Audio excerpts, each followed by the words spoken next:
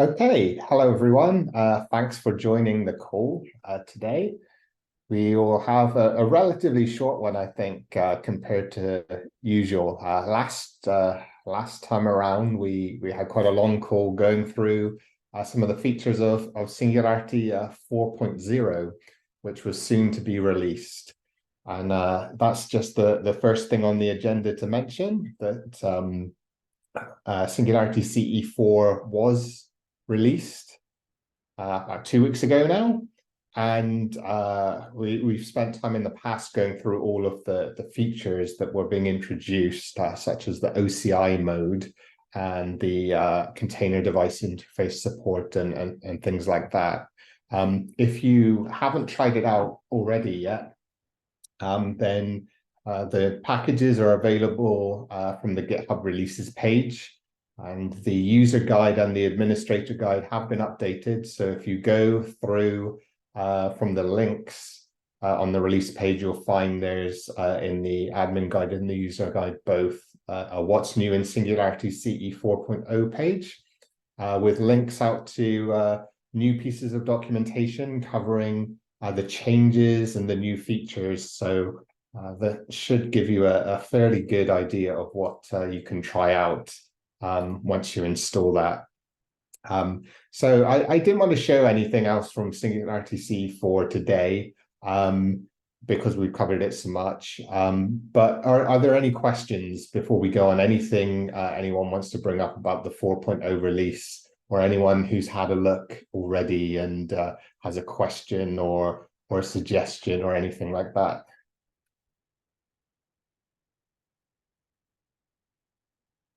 Okay, doesn't sound like it. We'll carry on. Um, so the next thing to kind of touch on is what's coming up in the near future for CE.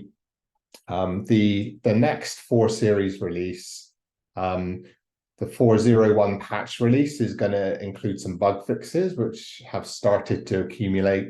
We've got 2 things at the moment where if you use the 4.0.0 release, you might find that if you're using containers where var temp and temp actually resolve to the same location, things don't bind as you expect. So there's a fix for that.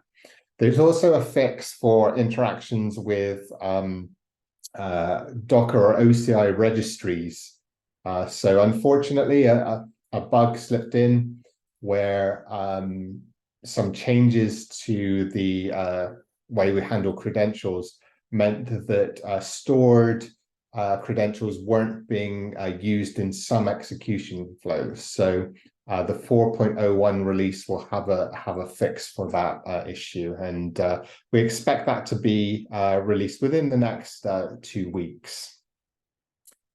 The new features on our development branch at the moment, it's fairly slim pickings because we haven't long since moved on from 4.0, but we've got the addition of an auth file flag for our registry login and logout commands, and the pull, push, run, exec, and shell and instance start when they're interacting with an OCI registry. What this is about is that you can store credentials by using the registry login and logout command, but they up till now always go into a specific Singularity named file in your home directory. With the auth file flag, you can store the credentials or use the credentials from a different place. And the reason why this has been requested is that we have users who are making use of CI systems where they expect people to be using Docker and Podman with authentication against a private registry, and the CI system sets up a credentials file which could be used by those tools. So the auth file flag will allow you to point to that credentials file so it can be picked up and so on. So Omer, who's on the call, is doing that work, and it's going to be continued to hook into the build flows as well when you build from private registries, so you can use the custom credential file. So that's really what's been in the works since the release so far. Any general questions about 4.0? I'll give one more chance to ask anything before we move on. All right, let's talk about roadmaps then. With the 4.0 release out, it's been time to look forward to 4.1. We're looking to try and get out a 4.1 release by January 2023. So this target range here is relatively old now, and November is a bit optimistic given when 4.0 was released, but the January 2023 timeline is for CE 4.1. And for anyone who's coming from the Singularity Pro side of things, 4.1 will turn into a fully supported Singularity Pro release as well shortly after that. So we've got this roadmap thread on GitHub discussions where we moved these types of things. And what you'll see is that over the past couple of weeks, things have moved into the planned features section. And now this is the stuff which is slated to be in 4.1 when it comes out. So we can just go through these very briefly and talk about what each one means. If you have any questions at all, or if you have any ideas for 4.1 related to these features or otherwise, please do shout out, or else you can always contribute to the discussion thread here. If you scroll down to the bottom, you'll see there's already some discussion ongoing here about some things when they were under consideration. And if you've got a GitHub account, you'll be able to comment and contribute to the discussion there. Right, so the first planned feature for 4.1 is to broaden our new OCI SIF image support. So in the new 4.0 OCI mode, when we use OCI mode, we turn a Docker or OCI image in a registry into a SIF file using a layout which is a bit different from the traditional Singularity SIF files. We actually have OCI config embedded in the image, and although we have things squashed down to a single squashfs file system, it's stored in a way where it's kind of marked up as an OCI layer, albeit a squashfs layer and only a single layer. This first point is about extending the way we create OCI SIF images and mount them to run them, so that we have the option of bringing layers into the SIF file on a one-to-one basis. So rather than an image in the registry being 20 layers and it becoming just a single squashfs layer in the OCI SIF, we preserve the layers. And what that allows you to do then is pull things down into an OCI SIF and then push them back up into a registry without loss of information, without losing the kind of distinction between layers in the image. Realistically, this is probably something which is not going to be used by the majority of people. Loads of people using Singularity on HPC systems like the fact that things are squashed down to a single squashfs. So there's not a whole lot of overhead of having many things overlaid on each other. And it'll obviously be possible to keep working in that manner. The second item here is SCIF or SciF for OCI mode. So SCIF stands for the Scientific File System, and this is a kind of project which aims to set a layout for containers where you could have multiple apps in a container. And it does this by putting different installs of things into specific paths setting environment, which is specific to an app. And the app that you're kind of invoking is controlled by an app flag in Singularity's native mode. We don't have support for this yet in OCI mode, but the scientific file system tools do exist to create OCI containers, create Docker containers with multiple apps using this SCIF layout and to be able to run them using Docker. So we want to ensure that we can support these apps via the app flag in OCI mode in Singularity as well. Already touched on the auth file for OCI registry interaction. So as I said, Omer's been working on that, and it's done to a degree for login, logout, and execution of images. The next step is to get that all wired up to builds as well. Then item number 4 here, this one is potentially interesting to people who are concerned about minimizing the use of privileged kernel functionality in the setup of a container. When Singularity is run in its default setuid mode, what we do is mount a container image. We have a squash FS file system inside a CIF file, and we mount that so we can run the container from it. And by default, we use the kernel squash FS mount there. What the aim of feature 4 here is to do is to let, instead of a kernel squash FS mount being used, to allow the mount to be performed using squash fuse, which is a user space implementation of squash FS file system, and equally extend that out to when you mount overlay images, which are EXTFS images, or you use really old Singularity containers, which are bare EXTFS images. Also allow Fuse2FS, which is the user space implementation of the EXTFS file system. Use that for mounting rather than using the kernel's implementation. The reason for this is that there are certainly times where vulnerabilities are found in these file systems, and it's because they're in the kernel, it's not easy to patch sometimes.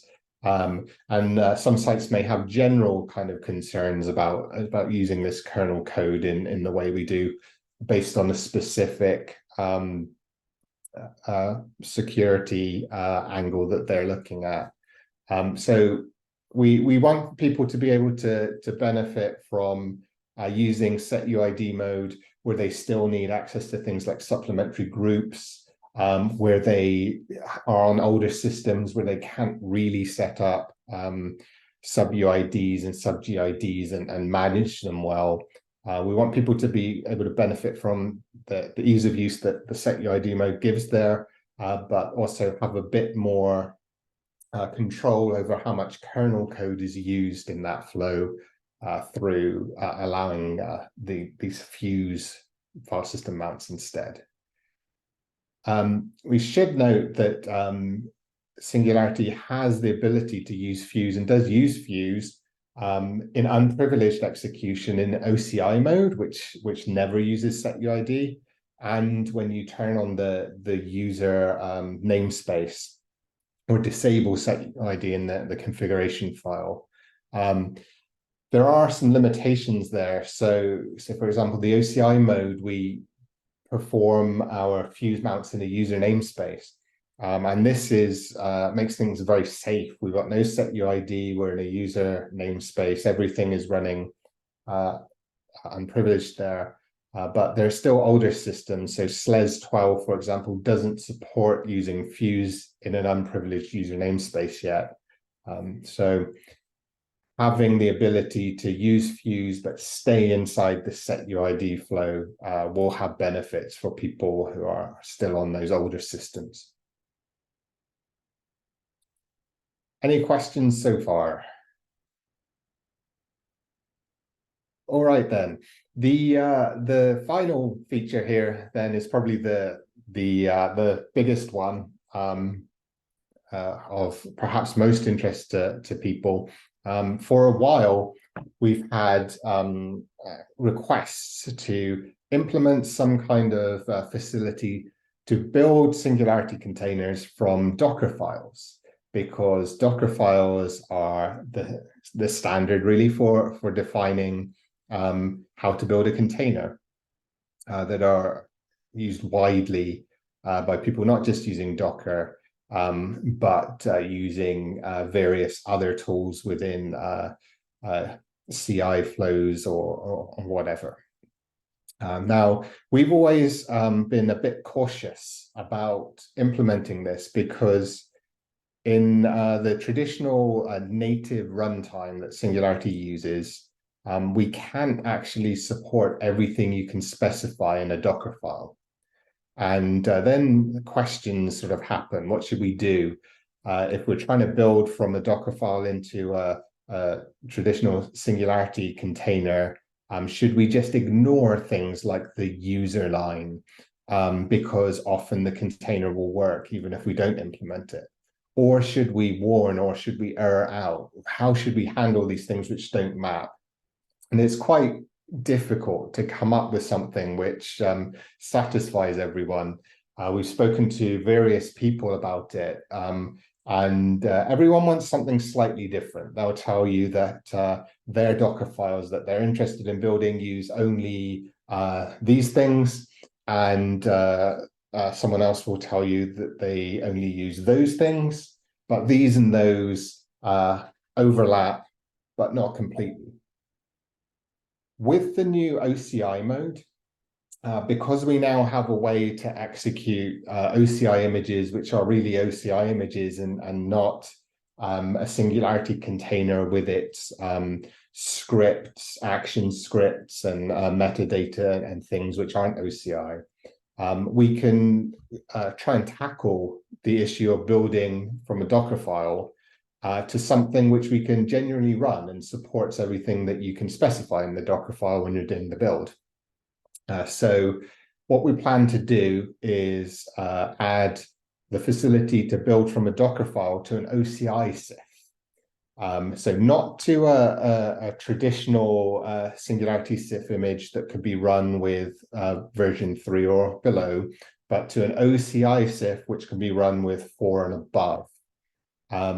And this, to us, is the kind of cleanest way of supporting build from Docker file without a lot of confusing limitations, which are dependent on what system you're running on, what version of Singularity 3 you might be using, and so on. So we're going to tackle this by looking into integration of one of the available existing build engines. So if you've heard of build kit in Docker, this is one of the options which we might use. Build kit is an engine you've been able to turn on in Docker for some time now to have it use it, build kit to build containers. We could one strategy for us to work with is to integrate use of build kit into Singularity and wire it up to the actual creation of the OCI CIF image itself. So there are some different options there that we've started to explore, but we aim to have this build from Docker file into the OCI CIF in 4.1. And then if you're mostly interested in kind of staying in the OCI world and you have a system which is new enough to support unprivileged container execution with user namespaces, you'll also be able to build from Docker files, and should really ease the way in which you can kind of go and grab instructions out from the net or grab Docker files and things from GitHub repositories and just get on and use them, rather than having to think about translating it to Singularity or think about what might not quite map between how the container works in Docker to how it works in Singularity. it should be a much smoother process to follow the tutorials and things which are OCI or Docker focused then. All right, I've spoken quite a bit about those. Any other comments or things? Is there any color anyone else from Sylabs wants to put on these? Anything like that?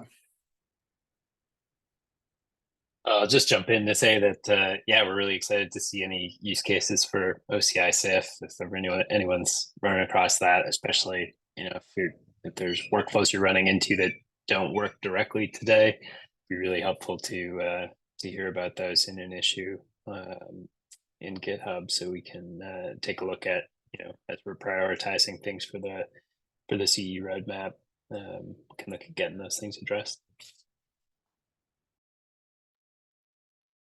Cool. If we scroll down, the things which were sort of under consideration, now these are going to fall off this roadmap shortly. So there's a bunch of stuff here, which when we kind of reviewed it and we spoke to some people about what they were interested in, they didn't kind of get high enough in the priorities for 4.1. But if you feel otherwise, and you think these things are important, we would like to hear about it. So in the Slack channel or commenting on the roadmap, any way you can reach us, we would love to hear what people's priorities are. What do you really wish was in the next version of Singularity? Maybe it won't make it into 4.1 now, but you definitely have an opportunity to influence 4.2 and onward. All right, having gone through the roadmap then, that's about it for this month. Given that we've just had the release and we've been heavy on the demos and stuff of that in the previous calls. Just open the floor. If anyone has any questions, any thing they want to raise or would otherwise like to say, please raise your hand on Zoom or just jump in.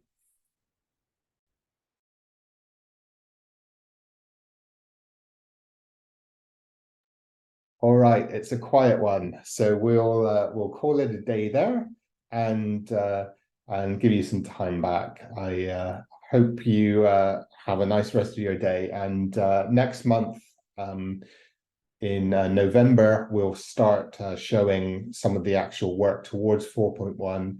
Some of those roadmap items, we should be able to demonstrate the initial work on that, so you can see what's coming up. Thanks for joining, and if there's any questions that you think of after the call, again, the GitHub discussions is a great place to do it. The community call discussion here, we have one for each month. So if you're logged in on GitHub, you will be able to comment there, and we can get back to you there, or drop into the Slack channel or the Google groups. Thanks for coming, and hope to see you next time. Thanks. Thanks, Didi.